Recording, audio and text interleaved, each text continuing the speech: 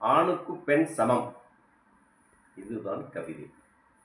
பெருமையுள்ள பெண்ணினமே, பொறுமையாக நீ இருந்தால் பொல்லாத காளையர்கள் கனிமொழி வார்த்தையாலே கன்னி உனை கவர்ந்திடுவர், காதல் மொழி பேசிடுவர். மதிமயங்கி நீ சென்றால் சதிவலை பின்னிடுவர், திருமணமும் செய்வதாய் தித்திக்க பேசியே குமரி உன்னை கிளவியாக்கி குடும்பமே நடத்திடுவர்.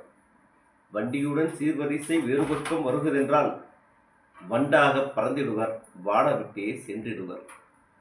பொருத்தம் இல்லை என்று அழுத்தமாக பேசியே ஓடாத தேராக உன்னை ஓரம் கட்டிடுவர். அடுத்து ஆண் இனத்திற்கான கவிதை. அன்புள்ள ஆண் இனமே, பாசமான நெஞ்சத்தோடு நீ பழகுவதாய் தெரிந்துவிட்டால் பாவையர்கள் பார்வையாலை பட்டென்று மடக்கிடுவர், உள்ளமே உருகும்படி கண்கலங்க பேசிடுவர்.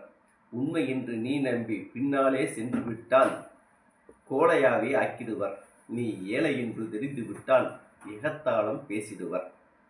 பாசமான உன்னெஞ்சை விஷமான வார்த்தைகளால் தேல் போல் கொட்டிடுவர், சட்டையை மாற்றுவது போல் சட்டென்று முடிவெடுத்து வசதியாக வருவோனை பலையில் விழவைத்து மணமாலை சூட்டிடுவாள், மணலையும் பெற்றிடுவாள். மனம் நொந்து நீ வாழ, மனம் முகந்து அவள் வாழ, அவள் கண்ணெதிரே நீ பட்டுவிட்டால் மாமாவுக்கு டாட்டா சொல்ல தன் மணலைக்கு கற்றுக் கொடுப்பாள்.